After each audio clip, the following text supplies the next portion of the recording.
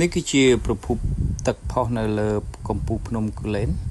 ទឹកនេះគឺជាទឹកធម្មជាតិហើយត្រជាក់ទៀតផុសចេញមកពីបាតខ្សាច់នៅលើភ្នំគូលែនហើយជាជនមួយចំនួនគាត់គិតថាទឹកនេះជាទឹកមុនហើយមានប្រព័ន្ធទឹកអស្ចារ្យដែលហូរកាត់ទៅ